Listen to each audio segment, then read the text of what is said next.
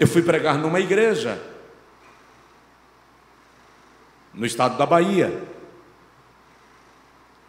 E quando eu terminei de pregar o domingo pela manhã, o pastor me disse: Josué, eu tenho uma irmã aqui na igreja que Deus usa ela demais. O círculo de oração que ela dirige é maior do que o meu culto de doutrina. As pessoas vêm de todas as cidades da região e Deus usa ela com profecia, com cura. Mas ela entrou num estado de depressão profunda, não come, não bebe, não toma banho. Todo pregador que vem aqui eu levo lá para orar por ela. E eu queria que você fosse, domingo de manhã.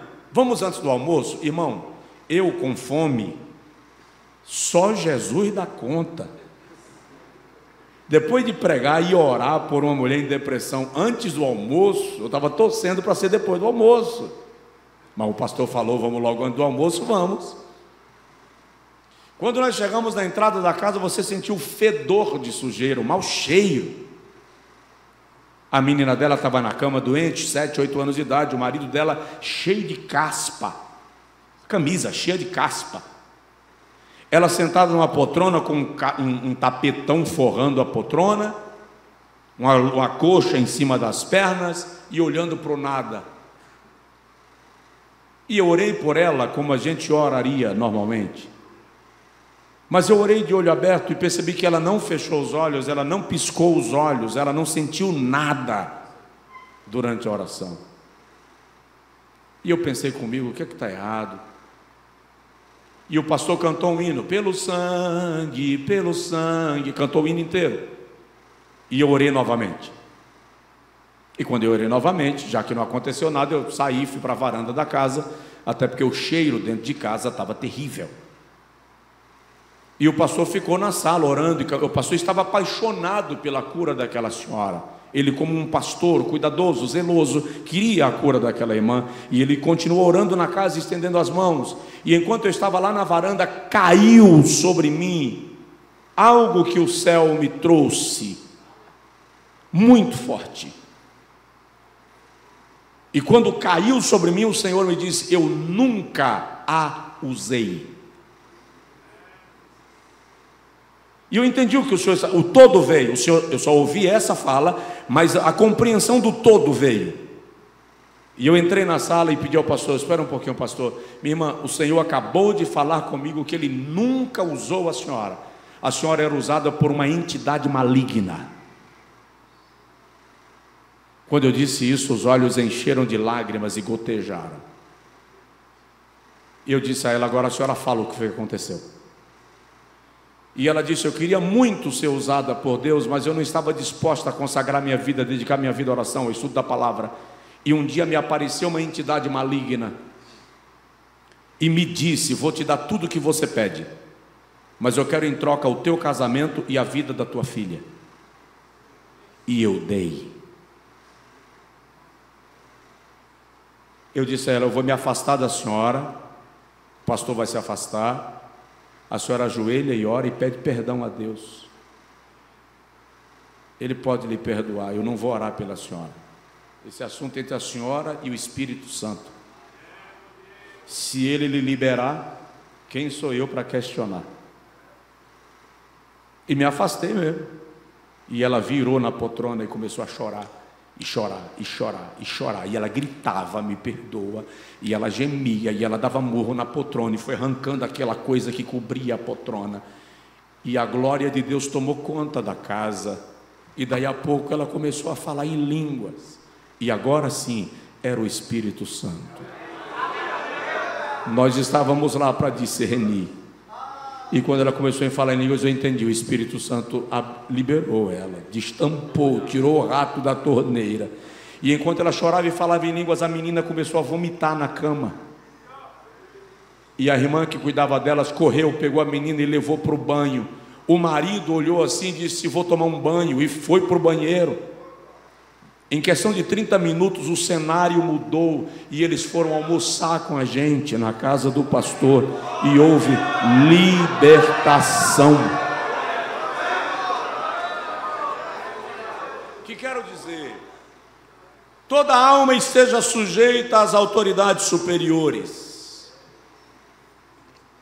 Porque não há autoridade que não venha de Deus. E as que existem foram ordenadas por Deus. Por isso, quem resiste à autoridade, resiste à ordenação de Deus. E os que resistem trarão sobre si mesmos a condenação. Porque os magistrados não são motivo de temor para os que fazem o bem, mas para os que fazem o mal. Queres tu, pois, não temer a autoridade? Faze o bem, e terás o louvor dela, porquanto ela é ministro de Deus para teu bem. Mas, se fizeres o mal, teme, pois não traz debalde a espada, porque é ministro de Deus e vingador em ira contra aquele que pratica o mal. Pelo que é necessário que lhe estejais sujeitos, não somente por causa da ira, mas por causa da vossa consciência. Por essa razão também pagais tributo, porque são ministros de Deus, para atenderem a isso mesmo. Dai a cada um o que lhe é devido, a quem tributo, tributo, a quem imposto, imposto, a quem temor, temor, a quem honra, honra. Amém? Pai, fala com a gente, direciona a nossa vida, dirige a nossa alma, em nome de Jesus. Amém. Exercer a autoridade sem o discernimento necessário nos leva a excessos nas respostas, continuando o que eu acabei de falar acerca da experiência daquela irmã. Primeiro, nós precisamos começar a discernir o nosso lugar no corpo de Cristo e a nossa posição como obreiros na casa do Senhor. E exercer esta posição com zelo.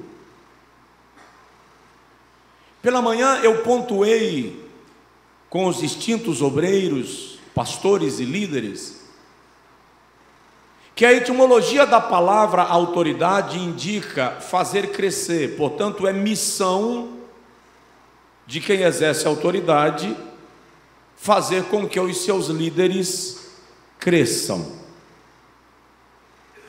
Pela manhã compartilhei com os irmãos a diferença entre ortodoxia e ortopraxia e mencionei que nós não podemos ser de Cristo na doutrina e do diabo na prática. Então nós precisamos praticar aquilo que a sã doutrina nos orienta. Agora à tarde, muito rapidamente, eu quero falar um pouco sobre a seriedade da autoridade espiritual e um pouco sobre autoridade delegada. A seriedade da autoridade espiritual se dá no fato de que a espada que está na minha mão não tem a função de matar aqueles que estão debaixo da minha autoridade e do meu ministério.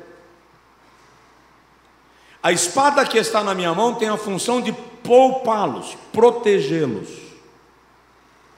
E é preciso lembrar que a espada que matou a Saul não foi a espada de Davi,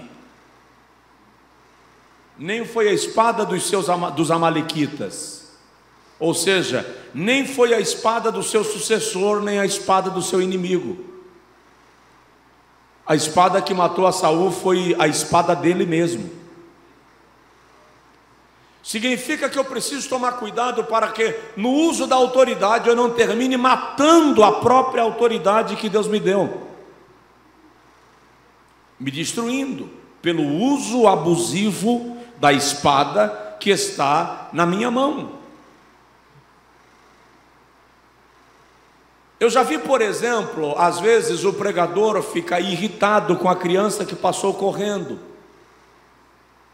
e dá uma bronca nos pais. Os pais que estão aqui, é constrangedor tomar uma bronca de quem quer que seja ao microfone.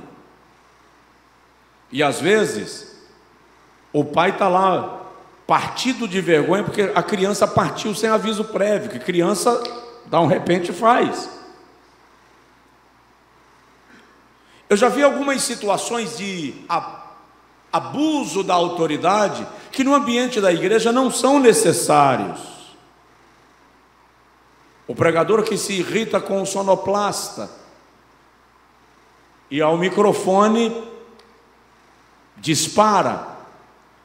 Aí o pastor da igreja fica naquela situação de: é esse sonoplasta que cuida do meu som todos os dias, em todos os cultos. E agora o convidado acabou de constrangê-lo. Então o pastor quer honrar o convidado, mas não pode deixar o sonoplasta numa situação de constrangimento. Quando eu entendo que só porque eu tenho a autoridade do microfone eu posso atropelar qualquer um, eu estou usando a minha espada para matar, em vez de usar para fazer crescer. Então outro dia eu disse para um pregador nervoso: faz um curso de sonoplastia, porque você vai conseguir dizer exatamente para ele o que você quer, em termos técnicos. Isso vai facilitar a vida dos sonoplastas que te atendem. Quer ter autoridade? Se prepara para o exercício dela. Caso contrário, você tem o poder, mas não tem autoridade, porque poder e autoridade são coisas distintas. Se nós não colocarmos isto na balança, nós acabamos destruindo a nossa própria vida, porque a autoridade espiritual é algo muito sério. Eu estive numa grande reunião ministerial essa semana do nosso país. O presidente daquela convenção disse que numa daquelas convenções, ele chamou um pastor de campo e disse: meu amigo, Deus falou comigo que o seu tempo naquele campo terminou, e eu gostaria que você analisasse. Eu tenho um convite de mudança para você. E ele disse que o pastor falou assim: pastor, presidente, o senhor deixa eu ir para casa, conversar com a minha esposa e orar sobre o assunto? Ele disse: deixa, pode ir. E ele disse que quando aquele obreiro saiu da sala dele, na sala de espera tinha alguns pastores, e aquele obreiro falou assim: pastor fulano está querendo me tirar do campo, me mandar para outro lugar. Sabe quando é que eu saio de lá? Só assim, ó. E foi embora para o almoço, para voltar à tarde para a segunda reunião. Na volta para a segunda reunião aconteceu um acidente, e ele morreu, e com ele, lamentavelmente, mais 3. Brincar com a autoridade espiritual é muito sério. É preciso levar muito a sério isto. Agora, eu não posso achar que a autoridade espiritual é única e exclusiva daquele que exerce a credencial do ministério. Eu disse pela manhã que cada pessoa exerce autoridade no nível espiritual. Nós temos aqui pastores de cabeleira branca, que servem ao Senhor com sua mais absoluta simplicidade há dezenas de anos. Não, ele não frequentou uma escola teológica, ele não foi numa faculdade, mas ele conhece a cozinha da intimidade com Deus. É preciso valorizar e respeitar a autoridade espiritual que esse cidadão do céu tem pela relação de intimidade com Deus. E às vezes eu acho que porque eu adquiri titularidades aqui, aquele pastor simples, lá da roça, não tem autoridade espiritual. Se engana. Se engana. É preciso tomar muito zelo com isso. É muito sério. Eu falei pela manhã com os irmãos que a autoridade direta, que é a autoridade de Deus, ele é a fonte da autoridade, como autoridade delegada. Ou seja, abaixo de Deus toda autoridade é delegada. O mais incrível é que Deus poderia agir sozinho no universo. Com a mesma autoridade que Ele disse à criação, funciona sob essas leis, Ele poderia fazer toda a sua obra funcionar debaixo das suas leis. Com a autoridade que Ele disse, haja, e houve, faça, e se fez, Ele poderia ter regado o Éden, e guardado o Éden, mas Ele chama a Adão e diz, guarda, e rega, e lavra, planta, colhe, porque Deus decidiu compartilhar o exercício da sua autoridade com o homem. Então nós temos autoridade delegada. Lá na parábola dos lavradores maus, em Lucas 20, Jesus dá uma clara visão do conceito de autoridade delegada, quando ele diz que um senhor mandou os seus servos buscarem os convidados para as bodas do seu filho, e os convidados mataram os seus servos. E ele enviou outros ainda mais importantes, e os convidados mataram também a estes. Jesus está falando dos patriarcas e dos profetas. Então ele enviou seu próprio filho, dizendo, vinde às bodas, chegou a data do meu casamento, e eles pegaram seu filho também e o mataram. Jesus está falando ali de que tanto patriarcas quanto profetas estavam representando a autoridade de Deus. Na parábola da vinha de Mateus 20, Jesus fala que um senhor saiu a contratar trabalhadores para a sua seara, e ele saiu pela madrugada, e depois saiu na hora terceira, e depois saiu na hora sexta, e depois saiu na hora nona, e depois saiu na hora 1/10. O senhor daquela vinha é o próprio Deus. Os trabalhadores da madrugada são os patriarcas, para quem a revelação não era plena, era obscura. Paulo diz em Efésios 3, o mistério que o Senhor não revelou aos profetas e aos patriarcas, aprouve revelar-nos a nós, neste tempo. Os trabalhadores da hora sexta, os apóstolos da igreja primitiva, era a hora terceira, quando o Espírito Santo desceu sobre a igreja primitiva.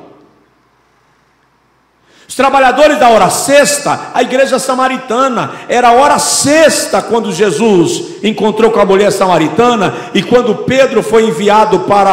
João foi enviado para pregar em Samaria. Os trabalhadores da hora nona, a igreja gentílica, era a hora nona, quando um anjo apareceu a Cornélio e disse, manda chamar a Pedro. E os trabalhadores da hora 1/10 somos nós, a igreja desse tempo. Ao contrário do que se prega, a última hora não é a meia-noite. A última hora é a hora 1/10, das 17 às 18, quando a noite chega, e Jesus diz, trabalhai enquanto é dia, para que as trevas não vos apanhem.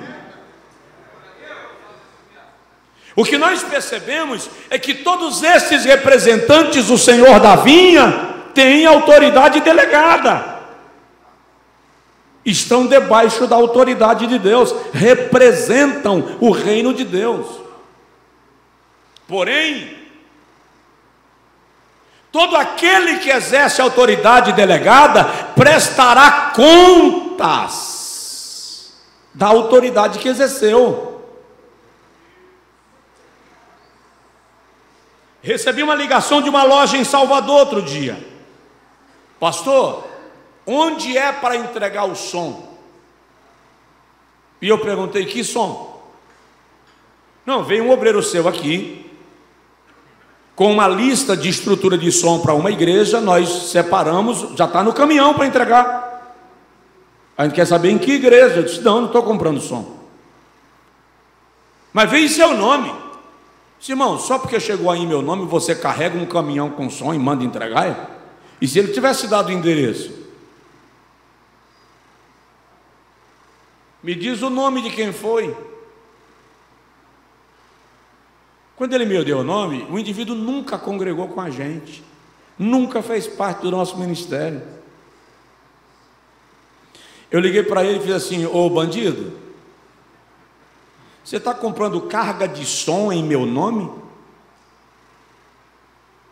Eu vou te denunciar para a polícia. Por quê? Porque está exercendo autoridade delegada sem tê-la recebido. Eu não posso chegar em outro lugar qualquer, falando em nome do pastor Neemias, sem que ele tenha me delegado autoridade. Posso? Sem que ele tenha me colocado como representante dele. Eu posso chegar me apresentando como representante? Não. E se ele me enviar como representante, eu preciso perguntar o que é para ser dito, do que é para se tratar, qual é o posicionamento, porque eu vou falar em nome de uma autoridade. No mundo espiritual não é diferente. Se eu represento a autoridade de Deus, eu não posso chegar lá falando aquilo que Deus não me disse, porque é autoridade delegada, ou vou responder diante dele. Eu tive um pastor em São Paulo, ele era tenente da polícia, e ele tinha uma mãozona que parecia uma pá, e ele pregava dando murro no púlpito, e eu o ouvi dizer algumas vezes: tem pastor que vai para o inferno só porque é pastor. E um dia eu perguntei para ele: pastor Raimundo, me ajude a entender aí. É muito grave. Ele disse: quando um médico comete um erro, ele mata um paciente. Quando um pastor entra na sala de cirurgia para operar um paciente, o paciente morre, ele pode matar uma geração. Então a responsabilidade de exercer essa autoridade espiritual é muito grave, não é hobby. Pastorear não é hobby, não é esporte, não é diversão. Aquele que nos chamou e delegou sobre nós a autoridade, há de pedir conta do que nós estamos fazendo com a autoridade que ele nos entregou. E isso é preocupante. É por essa razão que Daniel diz no capítulo 2, versículo 21, ele muda os tempos e as estações, porque ele é a fonte da autoridade. Agora, quando chegamos no Novo Testamento, Paulo, o apóstolo, aprofunda esse conceito, e aqui no capítulo 13, ele usa o termo exousiai, para falar das autoridades, e ele coloca agora as autoridades civis como ministros de Deus. Você não gosta do presidente que está, ou não gostava do que estava, mas Paulo diz que eles são ministros de Deus.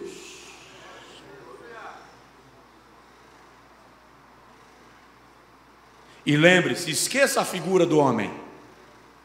Nós estamos falando de autoridade. Então a autoridade não é a figura de um homem, é o que está sobre ele, é o que ele representa.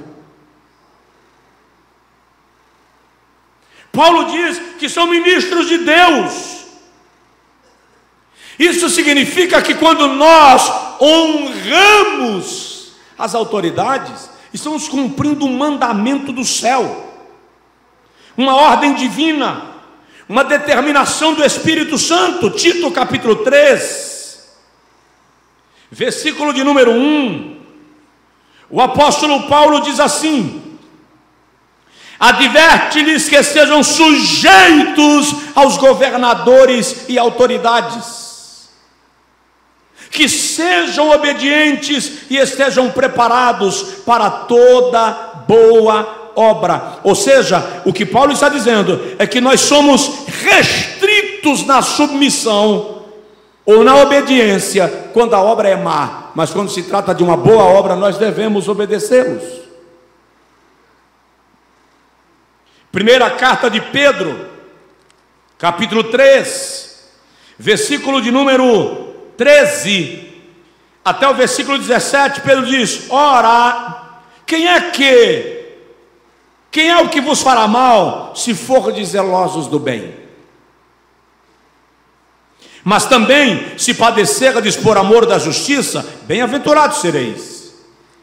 E não temais as suas ameaças, nem vos turbeis, antes santificai os vossos corações a Cristo como o Senhor, e estáis sempre preparados para responder com mansidão e temor todo aquele que vos arguir acerca da razão da fé que há em vós, tendo uma boa consciência, para que naquilo em que falam mal de vós, fiquem confundidos os que vituperam o vosso bom procedimento em Cristo. Porque melhor é sofrer desfazendo o bem, se a vontade de Deus assim o quer, do que fazendo o mal. Tem um cântico que diz assim: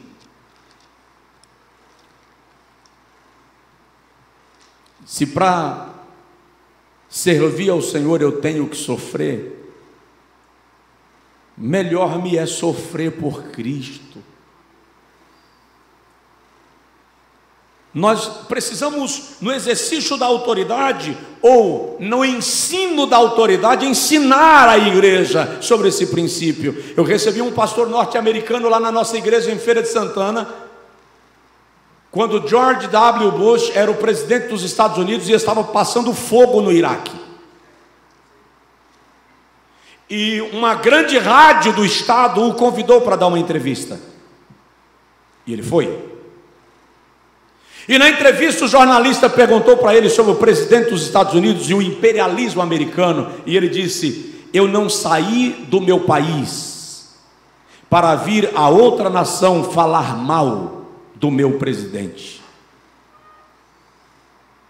Eu não concordo com algumas decisões dele, mas oro para que Deus ministre ao coração dele a coisa certa.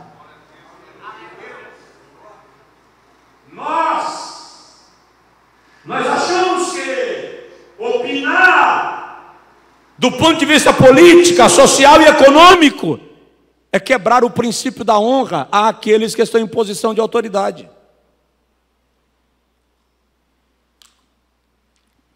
E nós podemos emitir opinião sem quebrar o princípio de autoridade. Então, a honra à autoridade é absoluta. A obediência à autoridade é no Senhor. Devo honrar em qualquer circunstância, obedecer no Senhor. Tudo aquilo que me coloca contra um princípio divino, eu não devo obediência absoluta. Conversei com um jovem que estava revoltado com o seu pai, porque o seu pai, bêbado, alcoólatra, batia na sua mãe, fazia medo aos irmãos, e ele disse: eu não devo honra ao meu pai. E eu disse: deve. A honra não é condicionada, ele é teu pai, você precisa honrá-lo como tal.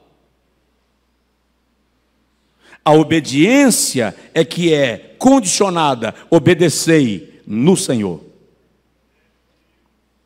Então, nós precisamos aprender a distinguir honra de obediência. Obediência de submissão. A submissão, se estiver anotando, escreve. A submissão deve ser absoluta. A obediência às ordens é relativa, porque ela depende de que a ordem estabelecida não contrarie a palavra de Deus. Mas a submissão está dentro do quesito do princípio de autoridade. A submissão é uma atitude interior. A obediência é uma atitude exterior. É uma questão de consciência, é uma questão de comportamento.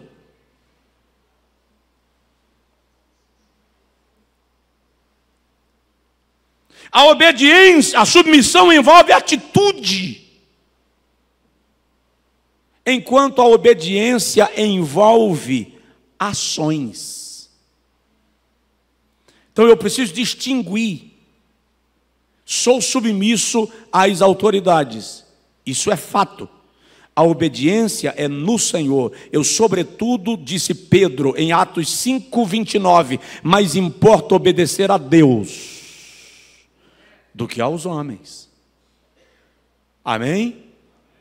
Tudo bem aí? Pastor Neemias saiu, né? Eu não vi a hora que eu comecei a pregar, não, pastor.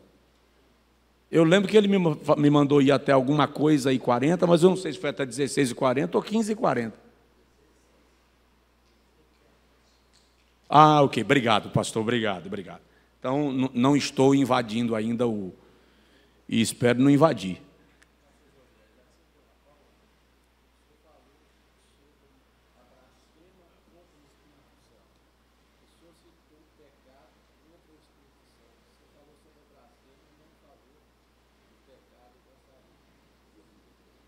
Ok, pastor. No fechamento. Então veja,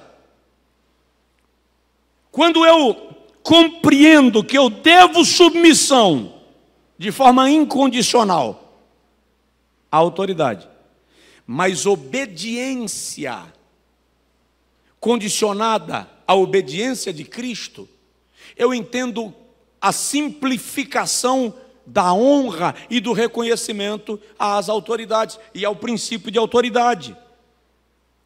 Agora vamos compreender uma coisa: Deus,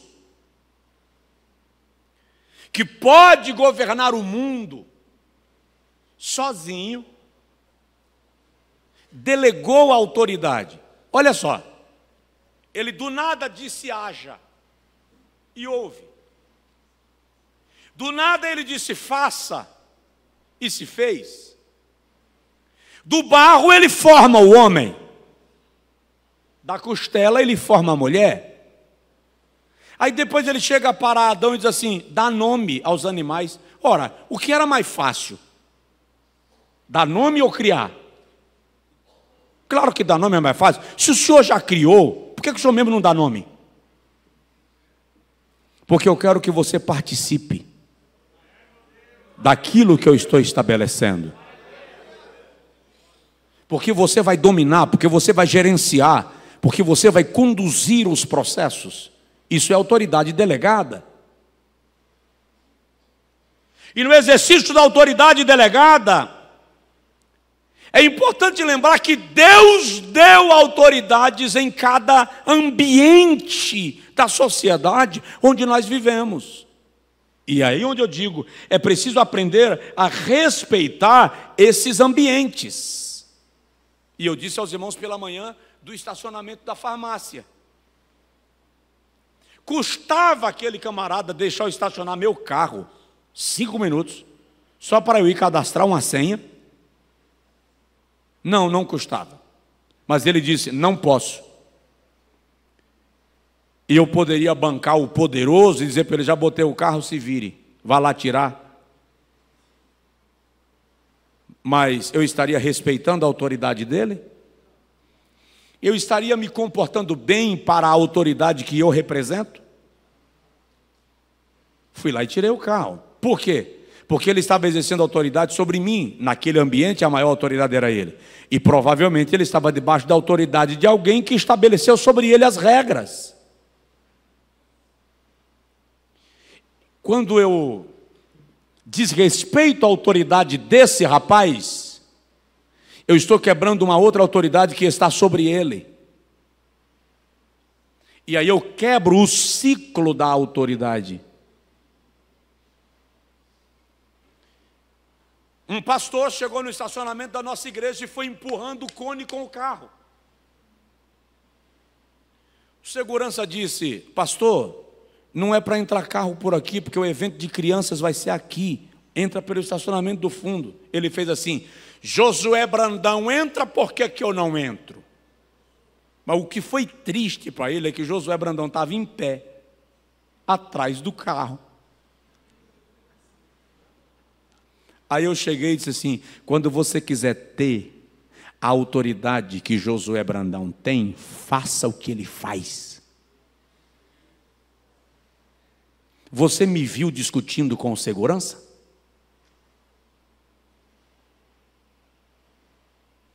Então, às vezes, as pessoas querem reivindicar para si direitos que não lhes são conferidos. E quebram o princípio de autoridade. A autoridade delegada. Vamos falar sobre isso rapidinho? Ponto 1. Reconhecendo a autoridade no governo. Nós vivemos sob um sistema de governo. Nós concordamos com tudo que eles fazem? Absolutamente. De jeito nenhum. Até porque tem umas bizarrices que só caberia em algum outro planeta sem habitante. Mas Paulo diz que a autoridade foi constituída por Deus. Romanos 13:1.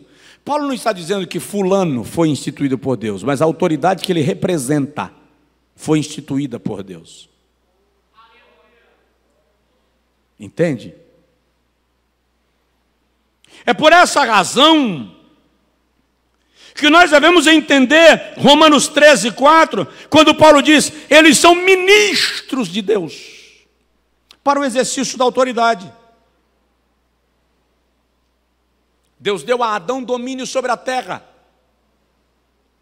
Daniel olha para Nabucodonosor e diz: o Senhor te estabeleceu sobre os povos. Natã olha para Davi em 2 Samuel 12 e diz: o Senhor te deu o reino daquele que te perseguia, e se te fosse pouco, ele ainda te daria mais. Porque é Deus quem estabelece comando. Depois do dilúvio, Deus dá a Noé poder para dominar sobre a criação, sobre a criatura, sobre a raça. E o Senhor diz, lá em Gênesis 9:6, se alguém derramar sangue, seu sangue será derramado. É a autoridade sendo estabelecida, é a espada sendo estabelecida para que o governo tenha ordem e tenha regra. E é interessante que Jesus, quem é Jesus? Dê um título a ele. O Rei dos Reis? O Filho de Deus. Quem é Deus? O Criador. Então, o Filho do Criador. O Príncipe da Paz. O Senhor dos Senhores. Ele olha para Pilatos e diz: você só está me julgando porque meu pai te deu autoridade para isso. Jesus se submete às autoridades. Ele poderia contestá-las quando ele foi cobrado de pagar o imposto. Por quê? Porque Jesus é da família de Davi. E Saul emitiu um decreto dizendo: aquele que derrotar o gigante, a sua família será livre de pagar imposto. Jesus tinha direito de dizer: eu não pago imposto, sou da casa de Davi.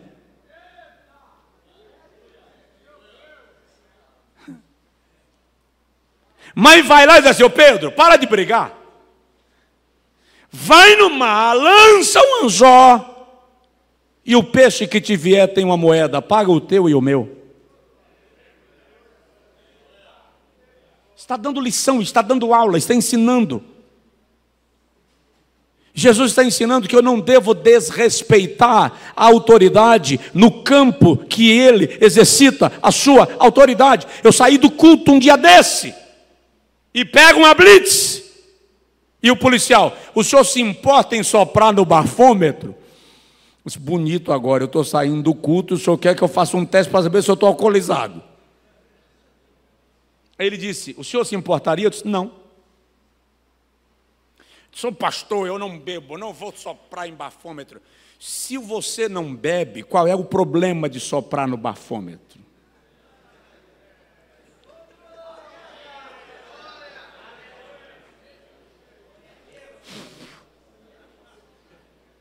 Não, ó o vexame. Aquele tempo do álcool no carro, que você estava passando álcool até na cara. Lembra? Passava álcool até para pentear o cabelo. Aí a Blitz me para. O senhor se importa em fazer o teste do bafômetro? Não, nem sou crente, estou vindo da igreja. Quando eu sopro, o senhor bebeu? Não, senhor, mas está dando alteração. Fala sério. Aí o próprio policial falou assim: o senhor usou álcool em gel? Se eu acabei de usar. Ah, então ok, baixa os vidros do carro e espera 2 minutinhos que a gente faz de novo.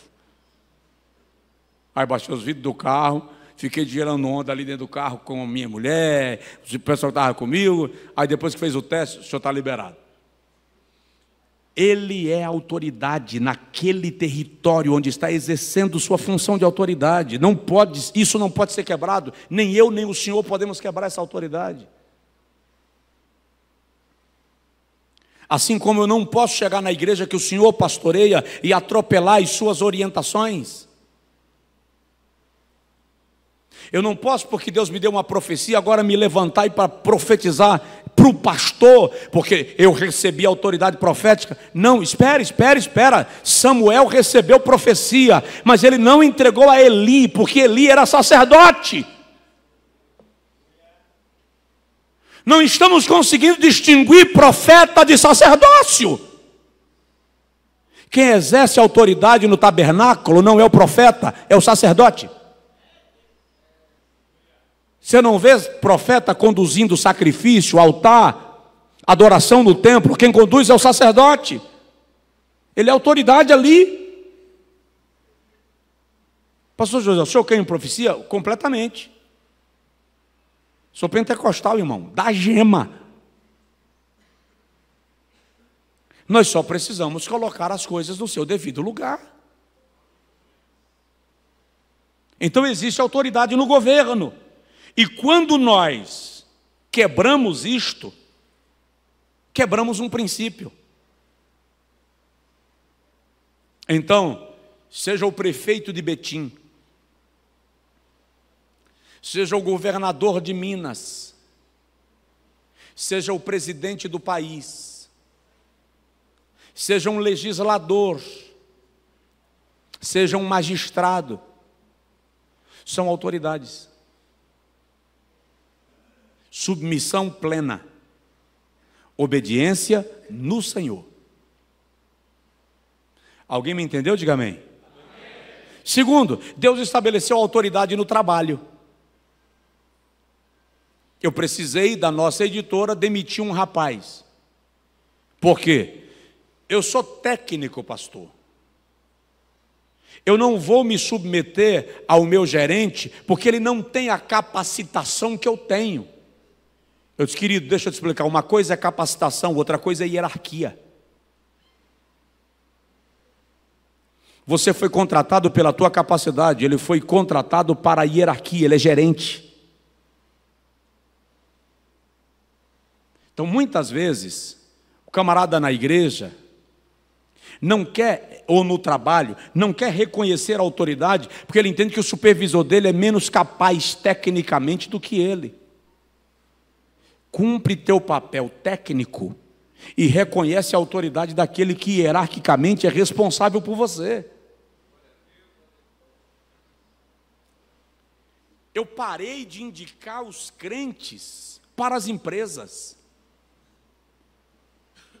Havia empresas que me procuravam, outro dia, um pouco antes da pandemia, a empresa mandou o seu pessoal de RH na nossa igreja e levou quase 500 currículos.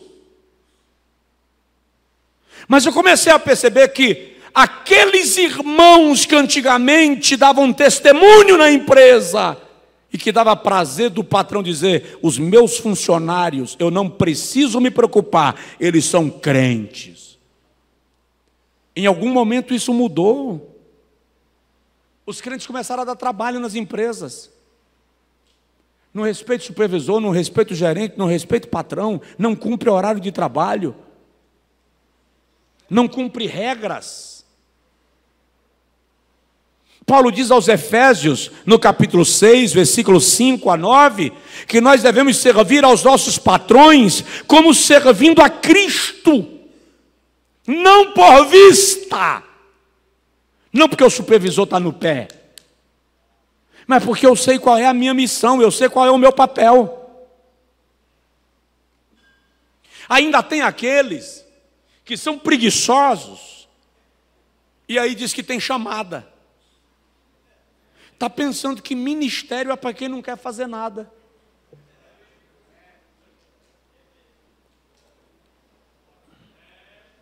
E pode crer, o indivíduo que é preguiçoso em casa, que é preguiçoso na empresa, vai ser preguiçoso no ministério. Só vai dar dor de cabeça, irmão. Não produz. Deus não chama a gente irresponsável para o ministério. E não estou magoando ninguém, pelo amor de Deus. Mas se falar de preguiçoso te magoa, isso te revela. Não é verdade? Se falar do preguiçoso te ofende, isso te revela. Camarada chegou na minha casa, meio-dia, pastor, faltou o gás lá em casa. Graças a Deus que o almoço já estava pronto. Eu falei com ele, é milagre. Porque na minha casa o gás não espera o almoço ficar pronto para acabar. Eu não sei na casa dos senhores. Mas lá em casa é uma agonia. Naquele dia da fome, que você não vê a hora do almoço chegar, o gás acabou. Ai, irmão, o pecado da murmuração vem na ponta da língua. O dele não, o almoço estava pronto. Simão, vou te dar o dinheiro do gás. E à noite, irmão, vai para o culto? Vou, pastor. Traga teu currículo. Nós temos alguns irmãos da igreja que são gerentes, empresários. Vamos ver se a gente consegue um emprego para o senhor. Ele fez assim: se o senhor quiser arrumar um emprego para minha esposa, o senhor pode arrumar. Porque eu vou permanecer na prova, esperando o tempo de Deus.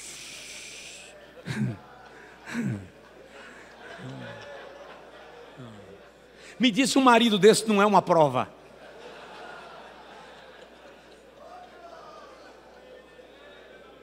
Essa mulher não vigiou.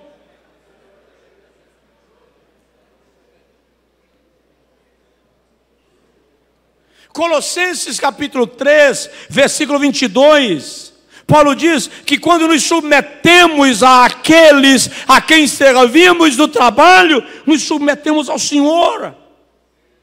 Deus é glorificado nisto.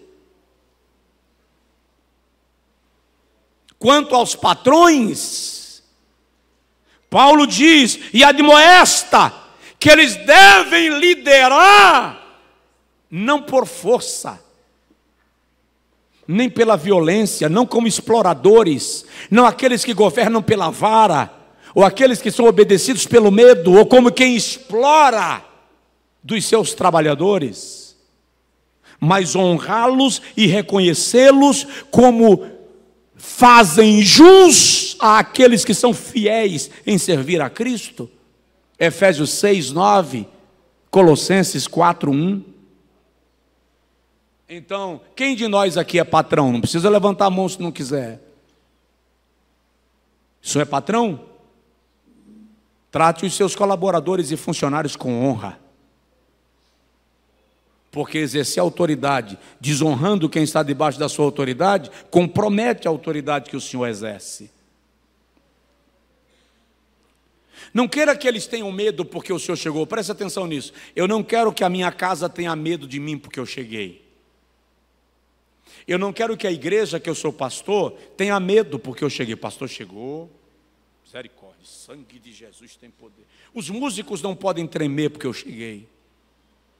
Os meus pastores e diáconos não podem ter medo quando eu chego. Pelo contrário, a sensação tem que ser: papai chegou, meu pai chegou, meu pastor chegou, meu patrão chegou. O contrário disso não é autoridade, é autoritarismo. Aqueles que governam pela força, logo terão seu braço quebrado. Ouça o que eu estou dizendo. Aqueles que governam pela força, logo terão o seu braço quebrado.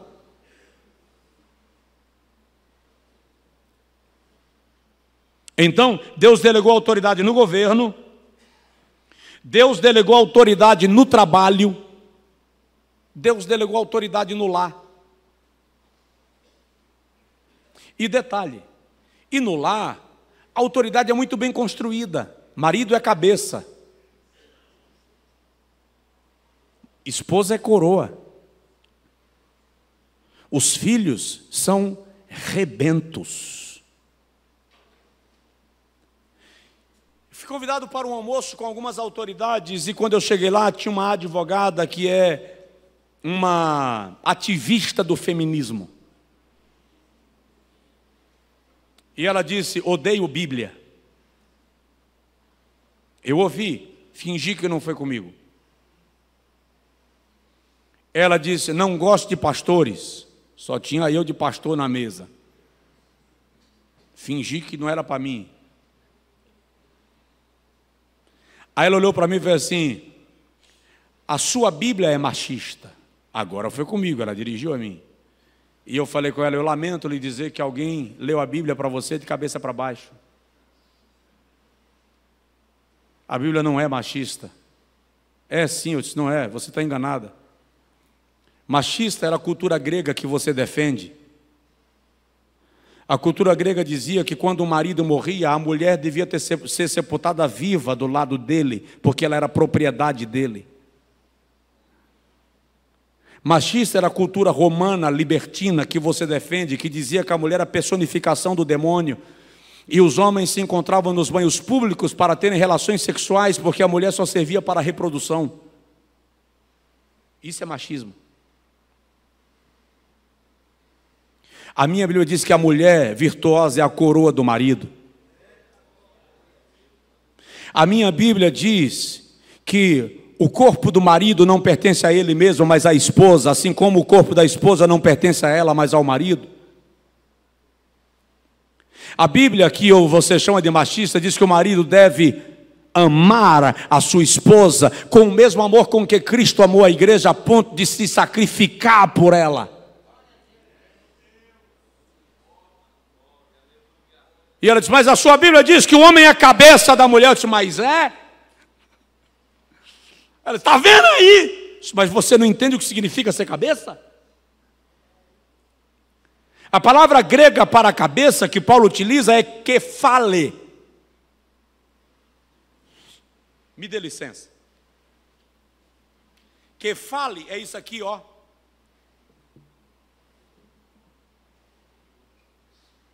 Aquele que cobre, aquele que ampara, aquele que circunda, aquele que protege. Ser cabeça não é gritar em casa para a mulher estremecer com o timbre da sua voz. É garantir para ela que a sua presença dá a ela segurança. Não é jogar o prato na parede para dizer quem comprou fui eu, então eu quebro quantos eu quiser. É oferecer amparo. Eu não ouvi ali, ó. Esse é macho mesmo, né? Quebrou os pratos. Quebra e depois vai comprar outro. Grande negócio. Grande negócio. Então Deus estabeleceu autoridade no lar. Me desculpem, eu vou falar isso aqui, vou fazer uma oração, que é para eu conseguir sair daqui vivo. Muitos pastores deixaram de ser homens na casa. Deixaram de ser pastores na igreja. É a mulher quem determina. E eu digo para os meus obreiros: amem sua esposa, cuide dela, proteja, bajule, dê flor, suba o Everest carregando piano. Mas não esqueça de ser sacerdote. Não esqueça seu papel. Paulo diz: primeiro foi criado o homem, depois a mulher.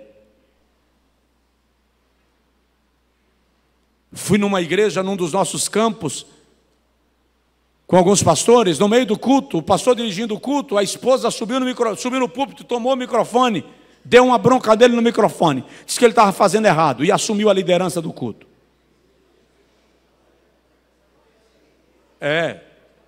Passou o pregador, e eu preguei. Depois do culto, hora de ir embora, eu falei com os pastores, espera um pouquinho que eu vou fazer uma reunião de família. Cheguei na casa deles, entrei no quarto e disse para ele, meu amigo, se você gosta de ser mandado por ela, isso não é problema meu. Isso não é da minha conta. Agora combina em casa. E se ele fizer errado, irmã fulana, quando voltar para casa, dá uma surra nele. Ele é desobediente. Mas na igreja, no meio do culto, do jeito que vocês estão fazendo, está feio. Mostra um casal sem harmonia, sem sincronia, sem princípios. Onde está a nossa autoridade? Agora, quando eu falo de exercer autoridade como marido, eu não estou falando de exercer autoritarismo. Seja cabeça, no sentido bíblico da palavra. Quando a mulher reconhece a autoridade do esposo, ela não briga pela posição, ela o honra na posição que ele ocupa. Porque toda esposa sente prazer em ver o seu marido tomando decisões sérias, equilibradas, sábias, carregadas de amor e de zelo, por ela, pelos filhos, pela casa, pela igreja.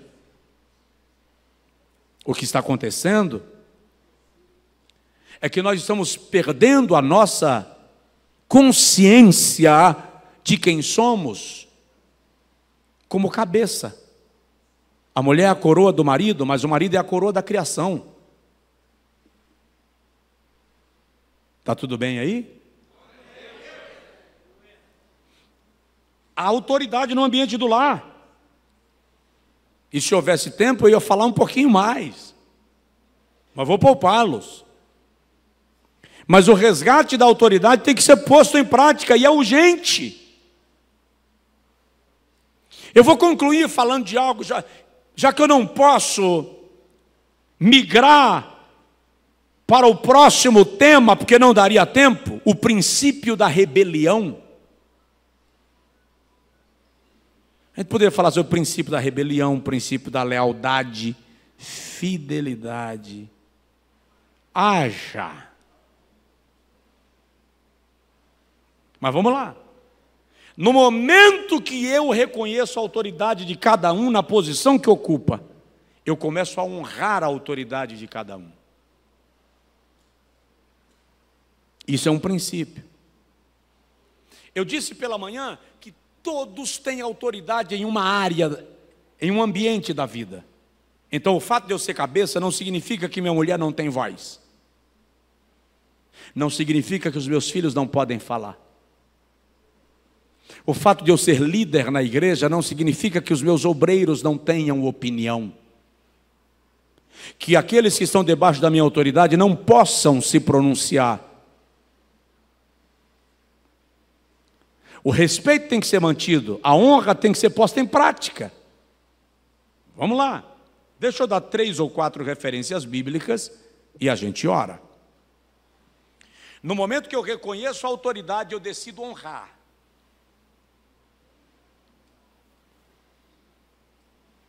E eu quero lembrar aos irmãos que quando eu só honro quem está acima de mim, não é honra, é bajulação. Quando eu só honro quem está no mesmo nível de autoridade que eu, não é honra, é jogo de interesse. Quando eu só honro quem está abaixo de mim, não é honra, é insegurança. Eu não reconheço que acima de mim tem alguém exercendo autoridade, então eu fico fingindo honra a quem está abaixo de mim na linha de hierarquia e desrespeito quem está acima. Na verdade, eu estou criando apenas uma base para manter a minha posição. Só que quem cria base para manter a posição e não honra os demais, não cresce. Isso é um princípio espiritual. Quando eu decido honrar, eu posso remover esse microfone aqui só um minutinho? sonoplasta vai me ajudar a desprender sem eu forçar o. Quando eu decido honrar, eu preciso reconhecer que essa honra se aplica àqueles que estão, que estão acima da minha autoridade, ou que exercem autoridade sobre mim. Essa honra está ou alcança todos aqueles que estão no mesmo nível que eu e aqueles que estão abaixo de mim. Vamos lá para a Bíblia. Vou citar 2 textos que eu já citei e 2 que eu não citei. Vamos para os que eu já citei, Mateus 10, 41 e 42.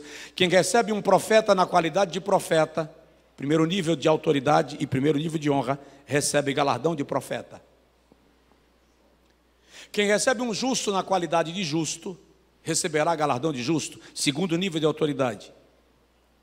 Quem honra um dos meus pequeninos não ficará sem receber o seu galardão, terceiro nível de autoridade. Então, ele está dizendo, descer, pode, presidente. Quando eu exerço, quando eu honro quem está abaixo da minha linha de autoridade, eu também estou cumprindo e eu tenho obrigação de honrar aqueles que eu considero que estão abaixo da minha linha de autoridade. Me compreendeu? Então eu vou honrar quem está acima de mim em linha de autoridade. Isso é um anjo. Obrigado. Eu vou honrar quem está acima de mim em linha de autoridade. Eu vou honrar quem está no mesmo nível de autoridade que eu. E vou honrar quem está debaixo da minha autoridade. Profeta, justo e pequenino. Paulo escreve aos Coríntios, primeira carta, capítulo 15, e diz assim: uma é a glória do sol, outra é a glória da lua, e outra é a glória das estrelas. Toda estrela difere em glória de outra estrela, porque cada estrela tem a sua glória. Olha o que Paulo está dizendo. No princípio de autoridade e no princípio de honra, uma é a glória do sol, queira ou não, é ele quem ilumina o dia e fornece luz para a lua. Então é um nível de autoridade, é aquele que recebeu de Deus a autoridade para conduzir um ambiente, um projeto. Outra é a glória da lua, aqueles que estão com ele, refletindo a mesma luz, para que haja luz de dia e de noite. E outra é a glória das estrelas, e toda estrela difere em glória de outra estrela, porque cada estrela tem a sua glória. Ou seja, o fato de eu ser pastor de uma igreja pequena, de uma congregação na comunidade, e você ser pastor de um campo grande que todos têm chamada e gostaria de estar lá, não indica que eu não tenho glória, só significa que a glória que está em mim é diferente da glória que está em ti. Mas você não pode me desrespeitar, porque cada estrela tem a sua glória. E quem deu glória a essa estrela é aquele que é autoridade direta. Isso é um princípio de autoridade e princípio de honra. Então eu devo honrar a todos no nível que o Senhor estabeleceu a cada um. Davi diz assim: ó quão bom e quão suave é que os irmãos vivam em união. É como óleo precioso sobre a cabeça, que desce sobre a barba de Arão, e que desce a orla das suas vestes. Antes de o óleo ser derramado na orla, é derramado na cabeça, desce sobre a barba, que fala de honra, e então desce as vestes. Significa dizer que aquela autoridade que eu decidi honrar vai refletir no óleo que vai descer sobre mim, porque o óleo primeiro é derramado sobre a cabeça. Isso se aplica à família, isso se aplica à empresa, na família. É como óleo precioso sobre a cabeça, o marido que desce sobre a barba, a esposa, a honra, e que desce a orla das vestes, os filhos. Mas é preciso entender que a unção que abençoa caminha dentro do princípio de autoridade e do princípio de honra. Começa na cabeça. No momento que eu não aprendo a honrar a cabeça, eu não recebo a unção que migra de lá para a barba e para a orla das vestes. Quando eu falo bem do meu líder, do meu marido, do meu patrão na frente, mas eu falo mal nas costas, eu estou quebrando o princípio de honra. Não significa que todas as decisões que o meu líder tomar serão acertadas ou certas.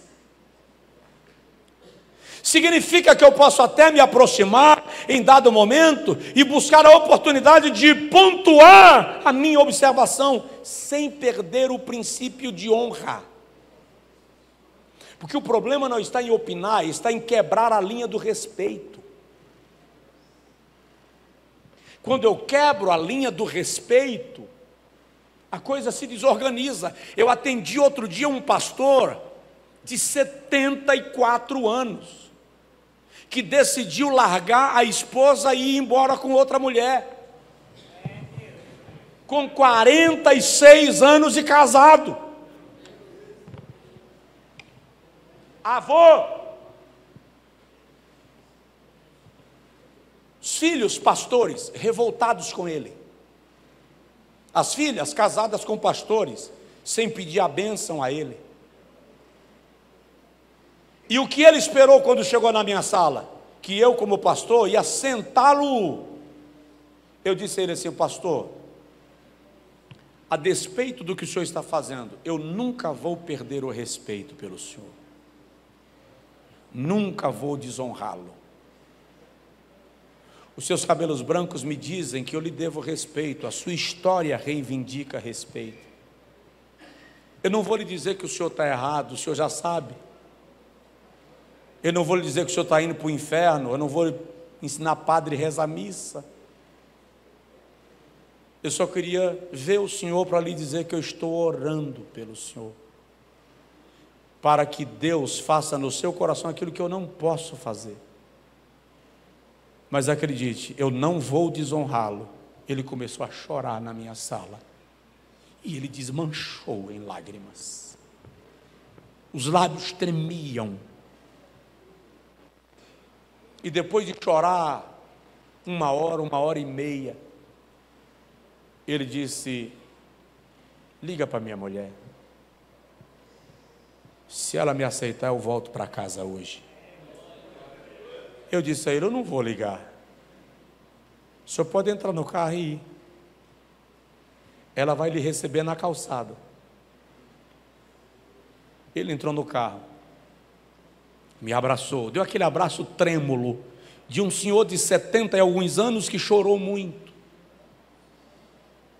E chegou em casa, pediu perdão à esposa, se reconciliou com a família, voltou para a posição e está servindo a Cristo.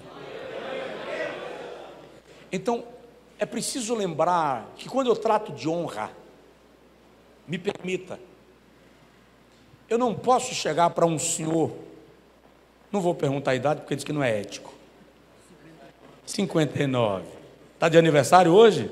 Parabéns, a igreja aplaude ao Senhor por ele, Deus abençoe. Eu não posso chegar para um homem cujas cãs descem e a cabeleira branca testemunha em seu favor, e porque ele cometeu um erro, cometeu o pecado da desonra, porque a desonra já se estabeleceu no erro. Eu não posso dar sequência à desonra se eu não conseguir resgatá-lo pela honra, muito menos pela desonra. Está errado? Está. Ignora o pecado que ele cometeu? Não. Mas para quem já está na ribanceira, um empurrão ou um puxão? Então vamos puxar, vamos abraçar pela cintura e trazer. Porque se você tivesse livrar esse indivíduo, você terá salvo uma alma. Esses dias ele olhou para mim e disse assim: você tem idade de ser meu filho, quase meu neto, mas você que é meu pai. Então, os 3 níveis de autoridade. O senhor é esposo? Quem é esposo? Levanta a mão. Ok. O senhor é digno de honra, porque o senhor exerce o primeiro nível de autoridade na família. Mas a sua esposa não pode ser desonrada. ela também tem autoridade no ambiente que ela atua e no campo de atividade que Deus lhe deu. Estou terminando. Lembra que Deus disse a Adão: cuida da criação? E Eva, qual era o papel de Eva? Deus disse a Eva: cuida dele. Ele só tem olhos para o campo, para a criação. Você é adjutora. O que significa ser adjutora? Aquela que guarda, aquela que protege, aquela que percebe. Então Adão está cuidando da criação e ela está atenta às ameaças que ele sofre. Então presta atenção, santo. Tua mulher tem o papel de te guardar, proteger tuas costas. Por quê? Porque o homem é meio lerdo, não percebe o ambiente da tentação. Ela capta nas entrelinhas. É preciso estar atento a isso. Mas os teus filhos também são dignos de honra na tua casa. Honre os seus filhos. Valorize-os. Não torne para os seus filhos um peso ser filho de um pastor. Você não pode fazer isso porque você é filho do pastor. Acabou de tornar um peso. Conscientize, argumente, converse, ouça, honre. O senhor é patrão? Promova um dia de honra aos seus funcionários e veja como sua produção vai aumentar. O senhor é pastor? Honre os obreiros. Honrar não é só dar presente, não. É tratar bem. É perceber, é valorizar, elogiar. Não pode elogiar, pastor, senão sobe para a cabeça. Irmão, se subir para a cabeça por causa de um elogio, não é por causa do elogio, é porque ele já é vaidoso mesmo. É bom que dá a ele a chance de se manifestar. Elogie, reconheça, valorize, isso é honra. Atribua, mencione quem fez. Queridos, eu tive uma ideia aqui de colocar umas flores na frente do painel. Na verdade, quem me deu a ideia foi pastor fulano. Bill Gates diz: não importa quem seja o pai da ideia, se ela for boa, siga. Princípio de autoridade, com honra. Se fizermos assim, todos terão prazer em servir com a gente. E aqueles que não se submetem ao princípio de autoridade, ao princípio de honra, não conseguirão conviver com a gente. Então, quando alguém não conseguir conviver contigo porque não aprendeu sobre honra, porque não aprendeu sobre o princípio de autoridade, não force. Não peça para que fique aquele que já decidiu ir. Que só permaneçam aqueles que reconhecem a autoridade e que estão decididos a honrá-las nos 3 níveis. Porque quem está debaixo da minha autoridade também tem autoridade. E eu não posso honrar apenas quem está acima dela, porque, como eu já disse, não é honra, é bajulação. A autoridade é uma roda gigante. Quando eu ativo, ela estabelece um ciclo que envolve a todos. E Deus vai sendo glorificado nisto. Amém? Que Deus nos ajude. Só para concluir, eu cheguei outro dia num evento para ministrar em algum estado do Brasil, um congresso muito grande, tinha lá 30 mil pessoas reunidas. O estacionamento estava cheio, e quando o carro encostou no portão, o irmão que estava controlando o estacionamento só fez assim, ó. Aí o irmão que estava dirigindo o carro baixou o vidro e fez assim: você sabe quem eu sou? Sabe com quem você está falando? Você sabe quem eu estou trazendo? Eu falei assim: calma, irmão, calma. Querido, eu sou o pastor Josué, eu estou vindo para pregar. Meu pastor, sua vaga está reservada. Eu falei com ele: está vendo? Não precisava o senhor reivindicar quem o senhor é. Bastava o senhor dizer qual é a sua missão. Porque ele estava cumprindo a dele. Quando eu cumpro a minha missão e você cumpre a tua, a gente não se atropela. Nós somamos e o reino de Deus cresce. Fica em pé, por favor. Eu quero orar com os irmãos. Com agradecimento ao pastor Neemias, eu esqueci de fazê-lo no início, pelo convite, pastor, para estar aqui outra vez. Muito obrigado. Amigo pastor Josué, eu preciso que o senhor reserve na sua agenda, se Jesus não voltar para buscar a sua igreja, sexta-feira da paixão do ano de 2024, lá no ginásio. O plenário concorda? Amém. Pronto. Muito obrigado. Sim, senhor. Eu vou falar quando chegar em casa. Amém, glória a Deus. Então, minha gratidão, pastor, pelo convite. Que Deus abençoe a mesa diretora, em nome de Jesus, pelo carinho. Ao plenário, os pastores, os obreiros, a recepção, a hospitalidade, muito obrigado. Orem por nós, para o Senhor continuar nos ajudando. Eu disse aos irmãos, eu fiz uma cirurgia tem 15 dias, e eu ainda estou com um catéter fisgando aqui do rim para a bexiga, porque tem uma segunda cirurgia a ser feita. Hoje pela manhã doeu muito. Agora está doendo, mas está doendo um pouco menos do que de manhã. Então, orem para que o Senhor nos conduza nisso e tudo corra bem e ocorra bem para a glória de Deus. Eu quero orar pelos irmãos. Se inscreva no curso que eu mencionei no início, em nome de Jesus. O pastor me falou, pela manhã eu falei sobre pecado e blasfêmia contra o Espírito Santo. Jesus faz distinção de uma coisa da outra, o pecado e a blasfêmia. Entristecer o Espírito Santo é pecado, mas não é blasfêmia. Extinguir a operação do Espírito em mim é pecado, mas não é blasfêmia. No curso eu trato disso assim de maneira bem detalhada. Agora, atribuir uma obra do Espírito Santo ao diabo é blasfêmia. Saber que é o Espírito Santo que está fazendo e tributar isso ao diabo é blasfêmia.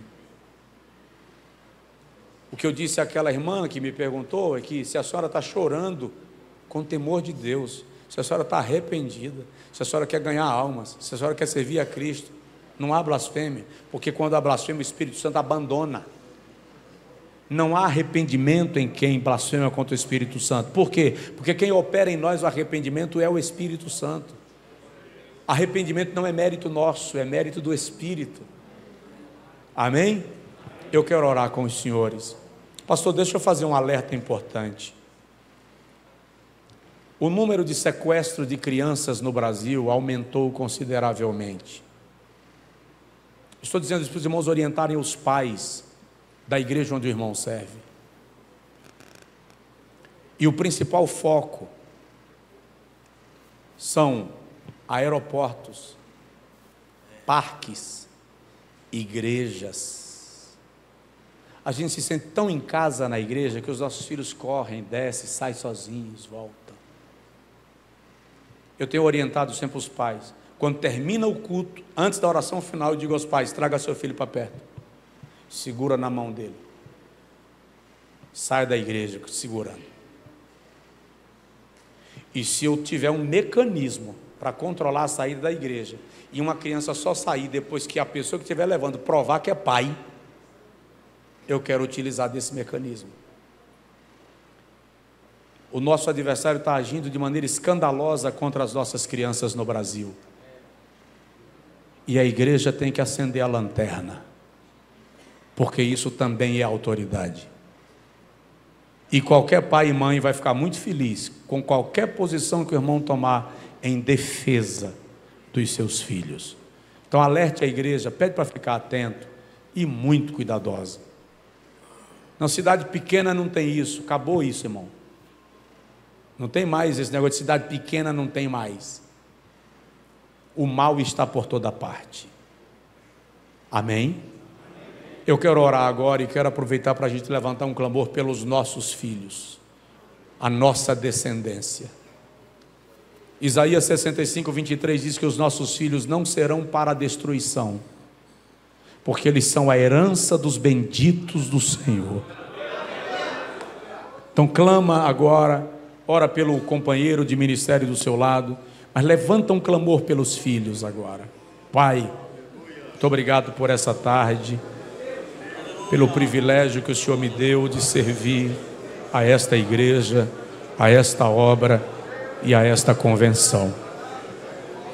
Soberano Deus e Pai, eu te peço em nome de Jesus, estende tua mão sobre os teus filhos que aqui estão, cada ministro do teu altar, pastores, presbíteros, evangelistas, diáconos, líderes.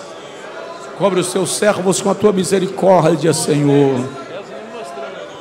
Oh, Amadagastuira, Bagai, Lossuraman. Que no exercício da autoridade espiritual nós valorizemos aqueles que nos lideram e honremos aqueles que o Senhor estabeleceu como líderes sobre nós. Mas também, Senhor, valorizemos e honremos aqueles que estão debaixo da nossa autoridade, seja na igreja, seja na família, seja na empresa, seja na rua, na vivência do dia a dia. Ao mesmo tempo, Senhor, nós pedimos, abençoa os nossos filhos, abençoa os filhos dos pastores da tua igreja, dos obreiros da tua igreja. Guarda os nossos filhos e os nossos netos. Guarda, Senhor, as crianças do nosso país. Guarda os adolescentes do nosso país. Nós abençoamos a nossa descendência e declaramos o milagre e a proteção de Deus sobre eles, em nome de Jesus. Os pastores do plenário, por gentileza, estende as mãos em direção à diretoria da convenção e ora por eles, ministra sobre eles. Pode orar. Ore e diga: Senhor, abençoa os meus pastores, abençoa os nossos líderes, Senhor, que eles tomem decisões na frente desta convenção, guiados pelo Espírito Santo. Que o Senhor lhes ensine a exercer a autoridade que lhes foi delegada, em nome de Jesus. Guarda as suas respectivas famílias para a glória de Deus. Agora, pastores, diretores, por gentileza, estende as mãos sobre eles e abençoa esses obreiros que estão debaixo da vossa autoridade. Os pastores ministram. A palavra do seu pastor lhe abençoando, lhe abre caminhos. Libera unção sobre a sua vida. Em nome de Jesus Cristo, recebe, recebe, recebe. Se Cristo comigo vai, pastor Neemias. Eu irei e não temerei, com gozo irei, comigo vai. É grato servir a Jesus, levar a cruz. Se Cristo comigo vai, eu irei. Amém, irmãos?